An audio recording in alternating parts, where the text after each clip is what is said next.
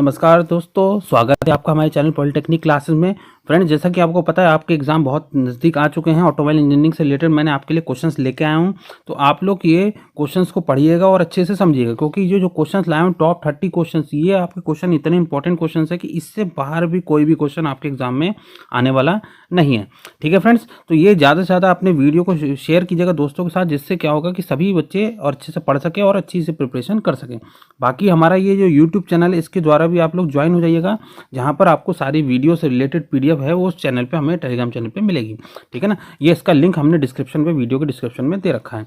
इसके बाद ये हमारा जो यूट्यूब चैनल है, इस यूट्यूब चैनल पर भी आप लोग ज्वाइन हो जाइएगा, जिससे आपको सारी इन्फॉर्मेशंस क्या हैं वीडियोस की, उस आपको यूट्यूब चैनल पे मिलती रहेगी। और आपको अगर डिटेल में ऑटोमोबाइल इंजीनियरिंग के बारे में पढ़ना है, उसकी सारी वीडियो मैंने अपलोड कर रखी है। आप लोग प्लेलिस्ट जाइएगा, खोलिएगा, मैकेनिकल थर्ड ईयर की प्लेलिस्ट में ऑटोमोबाइल इंजीनियरिंग का एक वीडियो प्लेलिस्ट बना रखी है मैंने।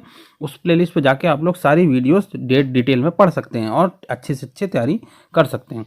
ठीक है फ्रेंड्स, तो सबसे पहला जो क्वेश्चन हम लोग पढ़ने जा रहे हैं, जो क्वेश्चन इंपॉर्टेंट क्वेश्चन है, मैंने केवल जो इंपॉर्टेंट क्वेश्चन हैं जिसके आने के चांसेस ज़्यादा हैं वही मैंने कवर किए हैं। पहला क्वेश्चन है, वाहन चेसिस के लेआउट के स्वच्छ चित्र बनाते हुए संक्षिप्त वर्णन कीजिए।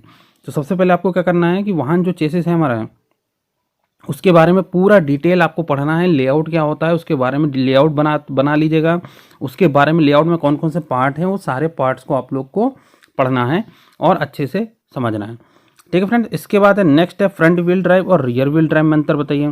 ठीक है ना, फ्रंट व्हील ड्राइव क्या होगी और रियर व्हील ड्राइव क्या होगी, इन दोनों में आपको अंतर बताना है। ठीक है, ये अंतर आपको क्लियर करना, इसके लाभ और हानि भी आपको बताना है। ठीक है फ्रेंड, तो ये फ्रंट व्हील ड्राइव पूरा पढ़ लीजिएगा, रियर व्हील ड्राइव पढ़ लीजिएगा, इसमें अंतर को आप पढ़ लीजिएगा। ठीक है, इसके बाद नेक्स्ट क्वेश्चन जो है, थर्ड क्वेश्चन है हमारा, है हाइब्रिड व्हीकल किसे कहते हैं, इसके विभिन्न प्रकार बताइए। तो आप लोग को हाइब्रिड व्हीकल के बारे में पढ़ना है, और आपको पूरा अच्छे से पढ़ना हो तो हमारा आप यूट्यूब चैनल पर जाके हाइब्रिड व्हीकल के बारे में पढ़ सकते हैं। हाइब्रिड व्हीकल को पढ़ना है, इसके विभिन्न प्रकार बताइए और रीजनरेटिव ब्रेकिंग टेक्नोलॉजी की उपयोगिता क्या है, इसके बारे में भी आपको ये बताना है। ठीक है फ्रेंड, तो आप लोग को ये हाइब्रिड व्हीकल और रीजनरेटिव ब्रेकिंग टेक्नोलॉजी के बारे में भी अच्छे से पढ़ना है। इसके बाद नेक्स्ट क्वेश्चन की बात की जाए, फोर्थ क्वेश्चन जो है, ऑटोमोबाइल का वर्गीकरण किस आधार पर किया जाता है, ऑटोमोबाइल की उपयोगिता व्यक्त कीजिए। तो आप लोग को बेटा ऑटोमोबाइल का क्लासिफिकेशन पूरा पढ़ना है, क्लासिफिकेशन ऑटोमोबाइल। ठीक है, कई तरह से क्लासिफिकेशन किया जाता है, 6, 7, 8 टाइप, 8 या 9 टाइप के हिसाब से क्लासिफिकेशन किया गया है, तो सारा पढ़ लीजिएगा। और यूज़ ऑफ ऑटोमोबाइल, ऑटोमोबाइल की उपयोगिता क्या है उसके बारे में भी आपको बताना है। तो ये काफ़ी बेसिक क्वेश्चन है जो आप लोग कहा जाए कि पूछा जाता है एग्जाम में। इसके बाद नेक्स्ट क्वेश्चन जो है, क्वेश्चन नंबर 5 देख लीजिएगा, एकल प्लेट घर्षण क्लच, जिसमें सिंगल प्लेट घर्षण क्लच को बताना है स्वच्छ चित्र के द्वारा, मतलब एक बढ़िया सा नीट डायग्राम बना के आप लोग पूरा एक्सप्लेन कीजिएगा कि सिंगल प्लेट क्लच क्या होता है और बहु प्लेट घर्षण क्लच की उपयोगिता बताइए। तो मल्टी प्लेट भी हमें आप लोग को पूरा डिटेल में बताना है इसके बारे में। ठीक है ना, इसकी उपयोगिता बतानी है। यहाँ पे आप लोग दोनों को अच्छे से पढ़ लीजिएगा, सिंगल प्लेट क्लच क्या होता है और मल्टी प्लेट क्लच, ये दोनों को पढ़ लीजिएगा और इनके डिफरेंस भी पढ़ लीजिएगा कि क्या डिफरेंस होते हैं, और इनको बहुत अच्छे से डिटेल में पढ़ लीजिएगा, इससे बाहर कुछ भी नहीं आने वाला। अपकेंद्री क्लच और सेमी अपकेंद्री क्लच, ठीक है, में अंतर बताइए। तो आप लोग को सेंट्रीफ्यूगल क्लच और सेमी सेंट्रीफ्यूगल क्लच को बारे में पूरा डिटेल में पढ़ना है। ठीक है, कि कौन से क्वेश्चन हैं, कहाँ कहाँ पे कौन से पार्ट आएंगे, किस तरह से सेंट्रीफ्यूगल क्लच के बारे में बताया जाएगा, किस तरह से सेमी सेंट्रीफ्यूगल क्लच को बताया जाएगा। तो दोनों में डिफरेंस पढ़ लीजिएगा, दोनों के डायग्राम अच्छे से पढ़ लीजिएगा। ठीक है, तो ये जो 6th क्वेश्चन ये कवर होता है। इसके बाद हम लोग बात कर रहे हैं question number 7, sliding mesh gear box और कांस्टेंट मैश गियर बॉक्स की कार्यविधि को समझाइए। ठीक है, तो यहाँ पे आपको ये बताना है कि स्लाइडिंग मैश गियर बॉक्स क्या होता है, इसको पूरा डिटेल में आप लोग पढ़ लीजिएगा, मैंने आप लोग को पढ़ा दिया है, आप लोग जाके वीडियो में देखिएगा। कांस्टेंट मैश गियर बॉक्स को भी आप लोग मेरे वीडियो के थ्रू पढ़ लीजिएगा, जहाँ पे मैंने पूरा डिटेल में बता रखा है। कार्यविधि को समझाइए, तो दोनों स्लाइडिंग मैश और कांस्टेंट मैश गियर बॉक्स को पढ़ लीजिएगा, इनके डायग्राम को अच्छे से समझ लीजिएगा, और इसके बाद इनके डिफरेंस को भी आप लोग एक बार देख लीजिएगा कि दोनों में अंतर क्या है। ठीक है, इसके क्वेश्चंस के आने की संभावना बहुत ज़्यादा रहती है। अभी मैं आपको आगे चल के एक क्वेश्चन पेपर दिखाऊंगा, पिछले साल लास्ट ईयर में जो क्वेश्चन पेपर आया था उसमें कौन कौन से क्वेश्चन पूछे गए थे, तो वो भी आपको मैं अभी दिखाऊंगा आगे चल के। तो आप लोग ध्यान से बने रहिएगा हमारे वीडियो के साथ और अपने दोस्तों के साथ जरूर शेयर कीजिएगा। नेक्स्ट क्वेश्चन है क्वेश्चन नंबर 8, सिंक्रोमैश गियर बॉक्स किसे कहते हैं, सिंक्रोमैश गियर बॉक्स किस प्रकार कांस्टेंट मैश गियर बॉक्स से श्रेष्ठ है। तो आपको सिंक्रोमैश गियर बॉक्स के बारे में पढ़ना है, पूरा डिटेल पढ़ना है, किसे कहते हैं, किस तरह से काम करता है, और सिंक्रोमैश गियर बॉक्स किस प्रकार कांस्टेंट मैश गियर बॉक्स से श्रेष्ठ है। तो ये भी बेटा आपको पढ़ना है। ठीक है, कि क्या डिफरेंस होता है, क्यों सिंक्रोमैच ज़्यादा अच्छा होता है as comparison to constant match gearbox. ठीक है, क्या डिफरेंस होता है, ये डिफरेंस जरूर आप पढ़ लीजिए, क्योंकि ये क्वेश्चन कभी कभी आपके एग्जाम में पूछ लिया जाता है डिफरेंस के बारे में। चलिए नेक्स्ट क्वेश्चन की बात करते हैं। क्वेश्चन नंबर 9 देख लीजिएगा। निम्नलिखित पर टिप्पणी कीजिए। प्रोपेलर शाफ्ट, पहला है प्रोपेलर शाफ्ट, दूसरा है यूनिवर्सल जॉइंट, तीसरा है डिफरेंशियल, चौथा है रियर एक्सल। तो आप लोग को ये चारों के बारे में अच्छे से पढ़ लीजिएगा। प्रोपेलर शाफ्ट के बारे में पूछ लीजिएगा, इसका नीट डायग्राम आप लोग पढ़ लीजिएगा। यूनिवर्सल जॉइंट हो गया, इसका नीट डायग्राम, डिफरेंशियल इसका नीट डायग्राम, और रियर एक्सल इसका नीट डायग्राम। तो हर एक चीज़ का आप लोग चारों का डायग्राम साइज पढ़ लीजिएगा। और जिसको भी इसके बारे में नहीं पता है तो मैं आपको बता दूं, हमारी वीडियो अवेलेबल है, मैंने आपको पढ़ा चुका हूं यूट्यूब पर, आप लोग वहां जाके देख सकते हैं। ठीक है फ्रेंड्स, आगे चलते हैं। नेक्स्ट क्वेश्चन नंबर 10 देख लीजिएगा। निम्नलिखित पर टिप्पणी कीजिए। पहला है toe in and toe out, caster angle, camber angle and king inclination. तो बेटा ये जो चारों हैं इनको भी मैंने अच्छे से आपको वीडियो के थ्रू, एक सिंगल वीडियो के थ्रू आपको समझा रखा है। आप लोग देख लीजिएगा उसको पूरा डिटेल में और वहाँ से हर एक चीज़ को नोट कर लीजिएगा। टू इन टू आउट क्या होता है, इसका डायग्राम सही, कैस्टर एंगल किस तरीके से काम करता है किसी भी व्हील में, वो कैम्बर एंगल किस तरीके से व्हील में काम करता है, इसके बारे में पूरा डिटेल। किंग पिन इंक्लिनेशन ये भी मैंने बता रखा है, उसमें किस तरीके से किंग पिन इंक्लिनेशन होता है। तो ये जो चारों के चारों व्हील स्पेसिफिकेशन है, आप लोग अच्छे से डायग्राम के सहित पढ़ लीजिएगा और यूट्यूब के थ्रू मेरे जो मैंने आपको समझा रखा है वो पढ़ लीजिएगा, इससे बाहर कुछ नहीं आने वाला। इसके बाद 11th है स्टीयरिंग प्रणाली से आप क्या समझते हैं, स्टीयरिंग सिस्टम बताना है आपको। एक चित्र की सहायता से स्टीयरिंग के सिद्धांत को समझाइए। ठीक है ना, तो आपको एक सिंपल डायग्राम बनाना है, स्टीयरिंग का जो प्रिंसिपल होता है वो किस तरीके से काम करता है उसके बारे में आप लोग को पूरा डिटेल में बताना है। ठीक है, तो आपका ये जो 3rd चैप्टर है स्टीयरिंग सिस्टम वाला, ये मैं आप कवर कर रहा हूँ और इसमें जो इंपॉर्टेंट क्वेश्चन है वो मैं कवर कर रहा हूँ। ठीक है, तो सबसे बेसिक क्वेश्चन स्टीयरिंग सिस्टम क्या होता है और प्रिंसिपल ऑफ स्टीयरिंग सिस्टम, तो ये दोनों क्वेश्चन को आप लोग अच्छे से पढ़ लीजिएगा, तो बेसिक क्वेश्चन एक आपका अच्छे से कवर हो जाएगा। नेक्स्ट है स्टीयरिंग प्रणाली कितने प्रकार की होती है, डेविस स्टीयरिंग प्रणाली को समझाइए। तो ये बेटा ये मोस्ट इंपॉर्टेंट क्वेश्चन है। आप ये बात मैं आपको ये बता दूं बेटा, ये बहुत ही अच्छा क्वेश्चन है और इसके एग्जाम में आने की संभावना बहुत ही ज़्यादा है। ठीक है, ये इंपॉर्टेंट क्वेश्चन है बेटा। ठीक है, इसको आप बहुत अच्छे से पढ़ लीजिएगा। स्टीयरिंग प्रणाली कितने प्रकार की होती है, डेविस स्टीयरिंग प्रणाली को समझाइए। तो ये आप लोग पूरा डिटेल में डेविस स्टीयरिंग मैकेनिज्म मैंने पूरा समझा रखा है वीडियो के थ्रू। आप लोग उस वीडियो को खोलिएगा, उसमें आप लोग को पूरा डिटेल में स्टीयरिंग मैकेनिज्म मिल जाएगी डेविस वाली। इसके बाद नेक्स्ट क्वेश्चन नंबर 13 देख लीजिएगा। एकरमैन स्टीयरिंग प्रणाली को सचित्र द्वारा समझाइए। तो आप आपको देखिए दो होती है, एक होती है डेविस और दूसरी होती है एकरमैन। तो ये दोनों मैकेनिज्म को आप लोग पढ़ लीजिएगा, डेविस और एकरमैन को, और इसको दोनों को चित्र के द्वारा समझ लीजिएगा। दोनों को मैंने समझा दिया है और आप लोग अच्छे से इनको पढ़ लीजिएगा, तो इससे आपका जो स्टीयरिंग सिस्टम का मैक्सिमम टॉपिक है वो कवर हो जाएंगे। नेक्स्ट है पावर स्टीयरिंग की संपूर्ण कार्य प्रणाली को स्पष्ट थोड़ा सा बताइए। तो पावर स्टीयरिंग क्या होता है, पावर स्टीयरिंग की कार्य प्रणाली को बताइए। पावर स्टीयरिंग आपको मैं बता दूं बेटा 2 टाइप्स के होते हैं, इलेक्ट्रिकल और हाइड्रोलिक पावर स्टीयरिंग। दोनों को भी आप लोग अच्छे से पढ़ लीजिएगा चित्र के द्वारा। ठीक है बेटा, ये मैंने आपको समझा रखा है पूरा एग्जाम में, पूरा आपको वीडियो के थ्रू समझा रखा है और ये क्वेश्चन के आने की संभावना बहुत ज़्यादा है बेटा। मैं आपको बता दूं स्टीयरिंग सिस्टम से ये क्वेश्चन और डेविस और एकरमैन, इन तीनों में से कोई एक क्वेश्चन जरूर आएगा, ये आप लोग ध्यान रखिएगा और इसको अच्छे से पढ़ लीजिएगा। नेक्स्ट है चौथा जो चैप्टर आपका ब्रेकिंग सिस्टम से रिलेटेड क्वेश्चन है। ठीक है, ब्रेकिंग सिस्टम क्या होता है, क्या बेसिक्स फंक्शंस होते हैं, क्या कार्य होते हैं, ये तो आप लोग पढ़ ही लीजिएगा, इंपॉर्टेंट नहीं है इतना, आप लोग उसको भी पढ़ लीजिएगा। सबसे पहला जो क्वेश्चन मैं डिस्कस कर रहा हूँ, यांत्रिक ब्रेक प्रणाली के लेआउट की कार्यविधि समझिए। तो मैकेनिकल ब्रेकिंग सिस्टम के पूरा डिटेल में आप लोग पढ़ लीजिएगा, इसका मैंने आपको वीडियो दे रखा है, आप लोग वीडियो के थ्रू पढ़ लीजिएगा। ठीक है ना, क्योंकि ये क्वेश्चन आपको 5 नंबर में एग्जाम में बना बनाया मिल सकता है और ये बहुत ही अच्छा क्वेश्चन है, बहुत ही सिंपल क्वेश्चन है। ठीक है, आप लोग इसको पढ़ लीजिएगा, अच्छे समझ लीजिएगा और वीडियो के थ्रू पढ़ लीजिएगा। नेक्स्ट है, ये हो गया बेटा 15 क्वेश्चन। इसके बाद नेक्स्ट क्वेश्चन आता है 16 द्रव ब्रेक प्रणाली। द्रव ब्रेक प्रणाली हाइड्रोलिक ब्रेक सिस्टम सिद्धांत पर कार्य करती है और द्रव ब्रेक प्रणाली का लेआउट बनाकर कार्यविधि समझाइए। ठीक है, तो सबसे पहले आपको प्रिंसिपल बताना है, principle of hydraulic brake system. उसके बाद पूरा डिटेल प्रोसेस, किस तरह से हाइड्रोलिक ब्रेक सिस्टम काम करता है, पूरा आप लोग एक डायग्राम अच्छे से पढ़ लीजिएगा, उसका लेआउट समझ लीजिएगा, उसकी वर्किंग प्रोसेस समझ लीजिएगा और अच्छे से इसका पूरा डिस्क्रिप्शन आप लोग पढ़ लेंगे, तो इससे रिलेटेड आपका जो क्वेश्चन है कवर हो जाएगा। इंपॉर्टेंट क्वेश्चन है बेटा, इसके एग्जाम में आने के चांसेस बहुत ज़्यादा है। 16 क्वेश्चन कवर होगा। नेक्स्ट है 17 क्वेश्चन, मास्टर सिलेंडर का एक चित्र बना के उसके विभिन्न भागों को दर्शाइए। तो एक आप लोग को सिंपल कंस्ट्रक्शन बनाना है, सिंपल एक डायग्राम बनाना है मास्टर सिलेंडर का और उसके डिफरेंट पार्ट्स को बताना है। व्हील सिलेंडर का चित्र सहित वर्णन कीजिए। तो मास्टर सिलेंडर और व्हील सिलेंडर दोनों सिलेंडर्स के बारे में आप लोग अच्छे से पढ़ लीजिएगा। अगर आप लोग अच्छे से पढ़ लेंगे तो इसके क्वेश्चंस का आपको सारे कवर हो जाएंगे। मास्टर सिलेंडर क्या होता है, टाइप्स ऑफ मास्टर सिलेंडर्स, अगर आपके एग्जाम वैसे आपके सिलेबस में मास्टर टाइप्स अवेलेबल नहीं है, ठीक है, आप लोग केवल मास्टर सिलेंडर की वर्किंग प्रोसेस पढ़ लीजिएगा और व्हील सिलेंडर की वर्किंग प्रोसेस पढ़ लीजिएगा। उसके बाद next question number 18, anti lock braking system किसे कहते हैं? Most important system ABS system को हम लोग एंटी लॉक ब्रेकिंग सिस्टम कहते हैं।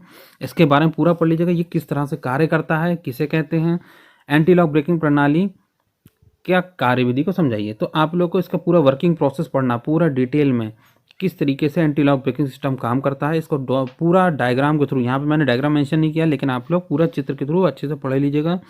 तो ब्रेकिंग सिस्टम का ये जो 3-4 क्वेश्चन मैंने आपको दिखाए हैं, ये आप लोग अगर अच्छे से पढ़ लेंगे, मैकेनिकल ब्रेक सिस्टम हो गया, हाइड्रोलिक ब्रेक सिस्टम हो गया, मास्टर सिलेंडर हो गया, एंटी लॉक ब्रेकिंग सिस्टम हो गया, अगर ये 4 क्वेश्चन आप लोगों ने कवर कर लिया तो मैं आपको बता दूं बेटा ब्रेकिंग सिस्टम से इससे बाहर क्वेश्चन आने की संभावना बहुत कम है, ना के बराबर है। इतने में ही आपका ब्रेकिंग सिस्टम कवर हो जाएगा।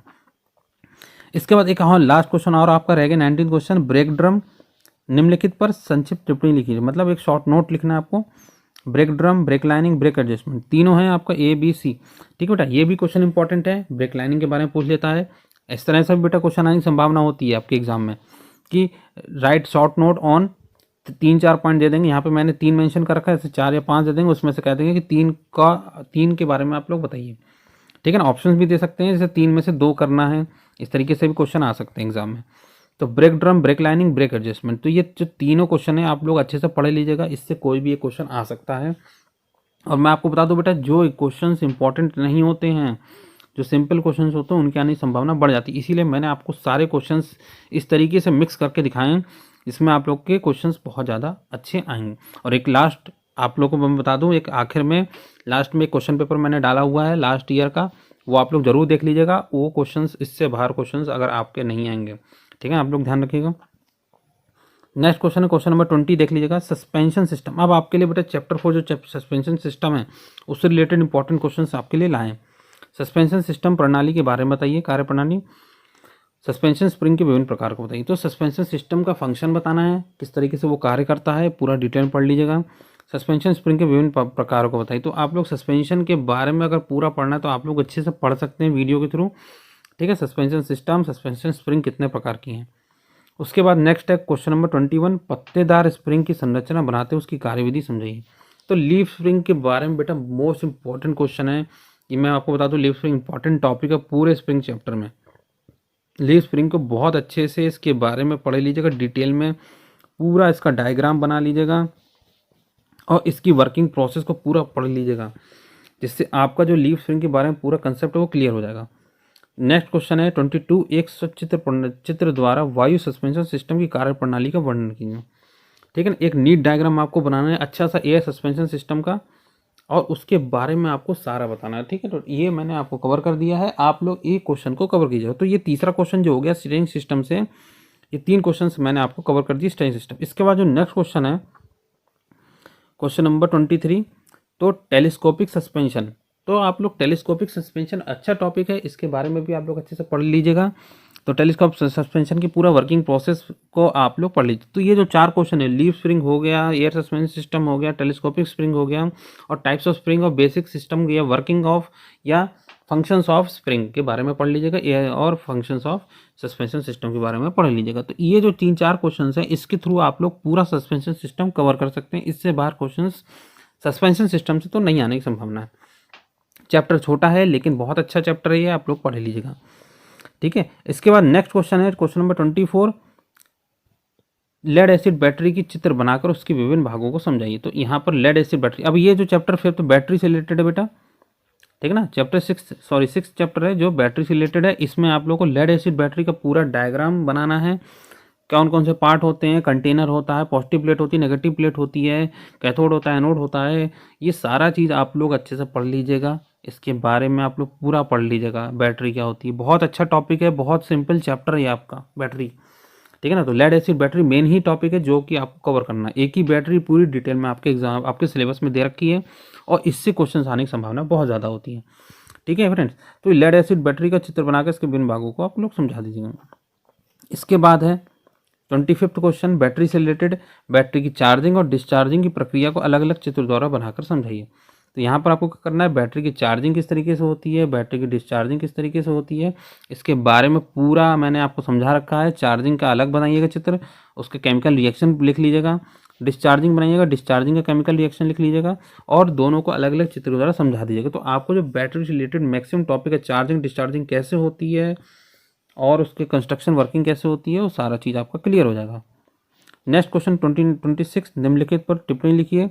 रेटिंग ऑफ बैटरी, ठीक है बेटा, कि रेटिंग किस तरीके से होती है, कैपेसिटी ऑफ बैटरी और number of plate used in the battery. तो ये क्वेश्चन भी बहुत अच्छा क्वेश्चन है। शॉर्ट नोट आप लोग को रेटिंग, कैपेसिटी और हर एक चीज़ पे आएगा, तो आप लोग इनको अच्छे से पढ़ लीजिएगा और इन चीज़ों को कवर कर लीजिएगा। नेक्स्ट है बैटरी की देखभाल और रख रखाव के बारे में बताइए। तो maintenance of battery and care and maintenance भी आप लोग पढ़ लीजिएगा, क्योंकि ये क्वेश्चन आपको देखे जाए तो ये मोस्ट इंपॉर्टेंट नहीं है, लेकिन एग्जाम में क्या होता है, इस टाइप के क्वेश्चंस बहुत आते हैं।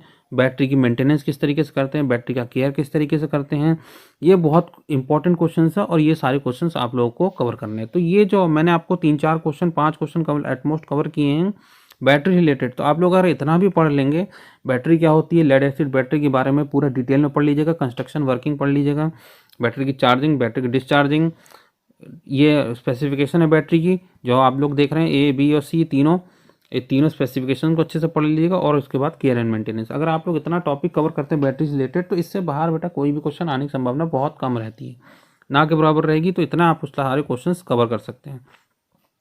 इसके बाद आप लोग जो लास्ट एक जो छोटा चैप्टर आपका लास्ट में बचा, चैप्टर 7 जो आप लोग का कैटालिटिक कन्वर्टर से रिलेटेड टॉपिक्स उसमें कवर किए गए हैं, तो उसमें मैंने 3 क्वेश्चन निकाले हैं आपके लिए, इससे ज़्यादा क्वेश्चन नहीं निकलने वाले हैं।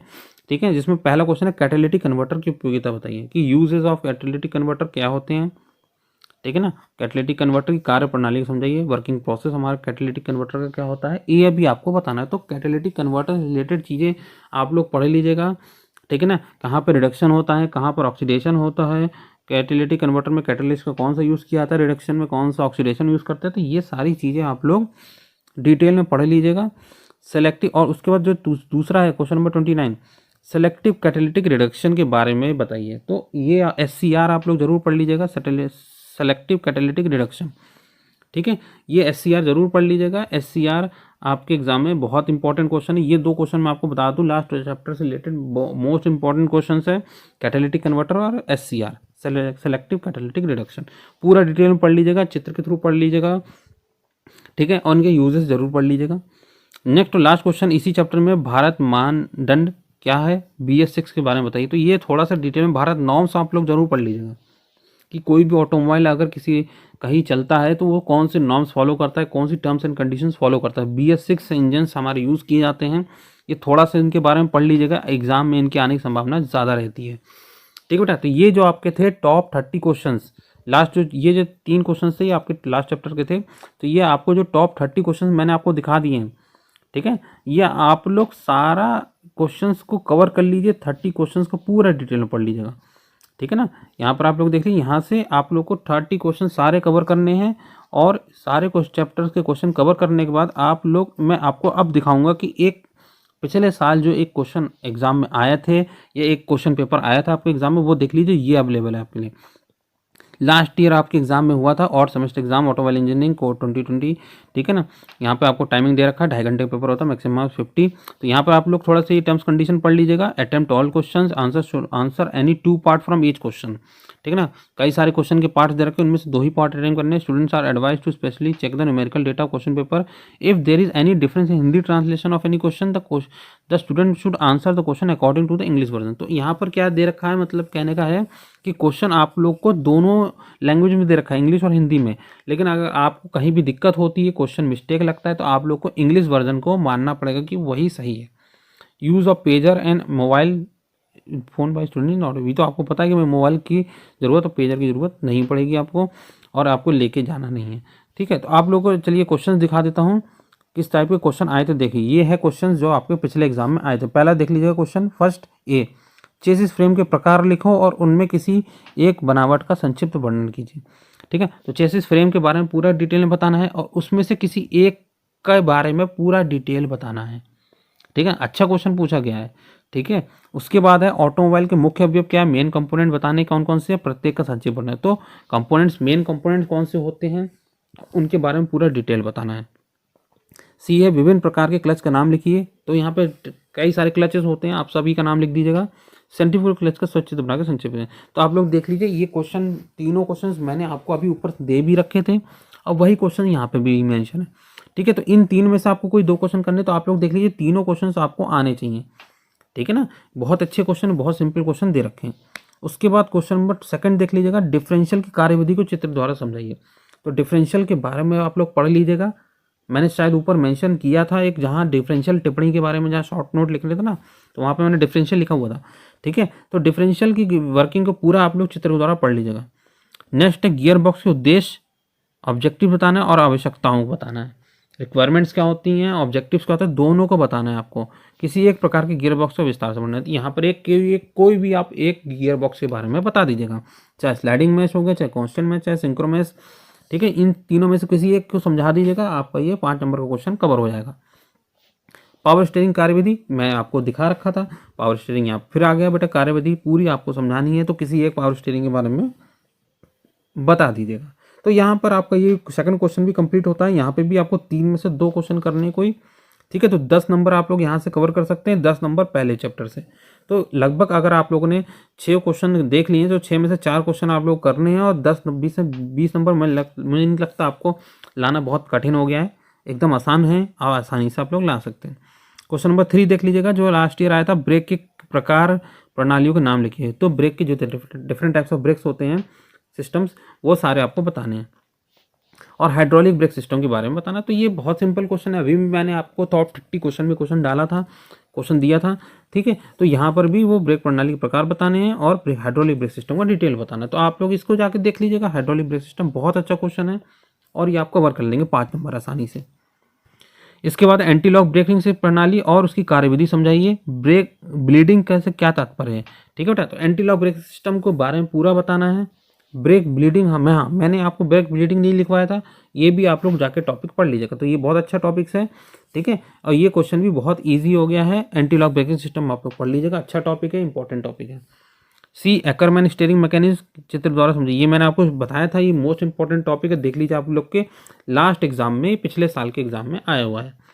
ठीक है, तो ये क्वेश्चन भी आप लोग कवर कीजिएगा। ठीक है, तो आप लोग, मैं बता दूं, तीनों क्वेश्चन आसान है, ऐसा कोई क्वेश्चन कठिन नहीं है, लेकिन आप लोगों ने अगर पढ़ रखे होंगे, अच्छे से कवर करेंगे, तो यहाँ पे से आप लोग कोई भी क्वेश्चन एक स्किप करके बाकी कोई 2 क्वेश्चन आप लोग कर सकते हैं और 10 नंबर आसानी से इस क्वेश्चन से कवर कर सकते हैं। ठीक है, 30 नंबर के क्वेश्चन कवर हो गए। उसके बाद आप लोग देखिएगा, यहाँ पर है टेलीस्कोपिक, चौथा क्वेश्चन है टेलीस्कोपिक प्रकार के शॉक ऑब्जर्वर की कार्यप्रणाली समझाई। तो ये भी मैंने आपको अभी ऊपर दिया था, मेंशन किया था 30 क्वेश्चंस में। तो टेलीस्कोपिक शॉक ऑब्जर्वर की कार्यप्रणाली बतानी है। ठीक है, तो ये क्वेश्चन बहुत आसान हो गया आपको। ठीक है, तो आप लोग इसीलिए मैंने आपको टॉप 30 क्वेश्चन दिए हैं बेटा। अगर आप लोग 30 क्वेश्चन पढ़ लेंगे तो आप लोग देख लीजिए टॉप 30 के अंदर ही सारा क्वेश्चन आया हुआ अभी तक। लेड एसिड बैटरी कार्यविधि और उनके अनुरक्षण का विस्तार वर्णन कीजिए। तो ये भी मेरा क्वेश्चन टॉप 30 में था। तो आप लोग देख लीजिए, जो भी क्वेश्चन मैंने दिए हैं सब पिछले पेपर से मैच कर रहे हैं। लेड एसिड बैटरी कार्यविधि और उसका मेंटेनेंस दोनों बता दीजिएगा। विभिन्न प्रकार की सस्पेंशन प्रणाली के नाम लिखिए और उनमें से किसी एक को चित्र द्वारा समझाइए। तो सस्पेंशन सिस्टम बहुत तरह के होते हैं, तो किसी एक सस्पेंशन सिस्टम आप लोग समझा दीजिएगा, तो जिससे आपका ये टॉपिक भी कवर हो जाएगा। तो 4th मैं नहीं कहता कि बहुत अच्छा क्वेश्चन है, बहुत टिपिकल है, सिंपल क्वेश्चन है। अगर आप लोगों ने अच्छे से पढ़ रखा होगा तो यहाँ से भी आप लोग 10 नंबर आसानी से कवर कर सकते हैं। ठीक है ना, तो अभी तक मैं आपको बता दूं 4 क्वेश्चन मैंने कवर किए हैं और चारों में से उम्मीद करता हूं मैं आपको, ऐसा कोई भी क्वेश्चन नहीं था जो मेरे टॉप 30 से बाहर था। उसके बाद है फ्यूल एडिटिव की क्या आवश्यकता होती है, ऑटोमोबाइल उत्सर्जन होने से क्या प्रभावित होता है समझाइए। तो आपको फ्यूल एडिटिव के बारे में पढ़ना है, ऑटोमोबाइल से उत्सर्जन को कैसे प्रभावित करता है ये समझाइए। तो ये बेटा, ये जो क्वेश्चन है ये कहाँ से आया, आपका लास्ट चैप्टर से आया हुआ है। ठीक है, जहाँ पे कैटालिटिक कन्वर्टर वाला जो मैंने क्वेश्चन दिए थे वहाँ पे है। तो ये जो क्वेश्चन है, हाँ, मेरे टॉप 30 क्वेश्चन में ये वाला क्वेश्चन नहीं है, तो आप कह सकते हैं ये क्वेश्चन नहीं है। तो इस टाइप के क्वेश्चन भी आप लोग अच्छे से तैयारी कर सकते हैं। इसके बाद है नेक्स्ट है बी, इलेक्ट्रोलाइट के विशिष्ट गुरुत्व पर तापमान का क्या प्रभाव पड़ता है समझाइए। बैटरी रेटिंग की विभिन्न विधियों के बारे में बताइए। तो इलेक्ट्रोलाइट से विशिष्ट गुरुत्व पर तापमान क्या प्रभाव पड़ता है, टेम्परेचर बताना है कि क्या स्पेसिफिक ग्रेविटी पर टेम्परेचर क्या इफेक्ट पड़ता है, और बैटरी रेटिंग की विभिन्न विधि है। तो ये क्वेश्चन भी अच्छा क्वेश्चन है बेटा, बैटरी रिलेटेड क्वेश्चन है, तो ये क्वेश्चन भी आप लोग पढ़ लीजिएगा और इसके भी एग्जाम में आने की संभावना बढ़ जाती है। ठीक है, इसके बाद है गैसोलीन इंजन के कारण वायु प्रदूषण का मुख्य स्रोत क्या है। ठीक है, सूचीबद्ध कीजिए प्रदूषण नियंत्रण के उत्सर्जन मानक Bharat first and Bharat second की व्याख्या कीजिए। तो बेटा ये क्वेश्चन बहुत अच्छा क्वेश्चन है, मैं उम्मीद करता हूँ ये क्वेश्चन अच्छा क्वेश्चन है, ये काफ़ी बच्चों ने नहीं पढ़ रखा होगा, लेकिन आप लोग इस टाइप का क्वेश्चन भी जरूर पढ़ लीजिएगा लास्ट चैप्टर से, ताकि आपका जो ये क्वेश्चन है 5th क्वेश्चन ये कवर हो जाए। ठीक है, तो यहाँ पर ये 3 में से 2 क्वेश्चन को करना है, तो मैं उम्मीद करता हूँ कि आप लोग कोई भी 2 क्वेश्चन कर लेंगे और 10 नंबर यहाँ से कवर कर सकते हैं। ठीक है, इसीलिए मैंने आपको लास्ट पेपर दिखाया, तो यहाँ पर ऑलमोस्ट 50 नंबर का क्वेश्चन कवर कर दिया मैंने और 2.5 घंटे का कवर हो गया। तो आप लोग इस क्वेश्चन पेपर को अच्छे से देख लीजिए, क्योंकि इससे बाहर कोई भी क्वेश्चन आने वाला नहीं है। जहाँ तक मैं उम्मीद करता हूँ आप लोगों ने सारे क्वेश्चन देखे होंगे, एक आध क्वेश्चन कहीं मैंने छोड़ दूँ तो सारे क्वेश्चन आपके टॉप 30 क्वेश्चन के अंतर्गत आते हैं। ठीक है, तो दोस्तों आप लोग अच्छे से पढ़ लीजिएगा, अच्छे से समझ लीजिएगा। ठीक है, और ये लास्ट ईयर वाला क्वेश्चन पेपर इसको रेफरेंस लेके आप लोग अच्छे से पढ़िएगा। और मैं बता दूं टॉप 30 क्वेश्चंस को अगर आप लोग ने अच्छे से पढ़ लिया और आपने समझ लिया, तो मैं ये नहीं मानता कि इससे बाहर कोई क्वेश्चन आने वाला है, और सारे क्वेश्चन आप लोगों के कवर हो जाएंगे। यहाँ टोटल आपको 2.5 घंटे में 10 क्वेश्चन करने हैं इस पेपर के अकॉर्डिंग। तो अगर आप लोग 10 क्वेश्चन अगर अच्छे से पढ़ गए, 30 क्वेश्चन अच्छे से पढ़ गए, तो 10 क्वेश्चन आप लोग एग्जाम में कवर कर सकते हैं और बहुत अच्छा नंबर स्कोर कर सकते हैं। ठीक है, तो ये वीडियो को आप लोग ज़्यादा से ज़्यादा शेयर कीजिएगा दोस्तों के साथ, जिससे ये सारा जो टॉपिक्स इंपॉर्टेंट क्वेश्चंस के टॉपिक्स है वो आप लोग के कवर हो जाएंगे। ठीक है फ्रेंड्स, ओके।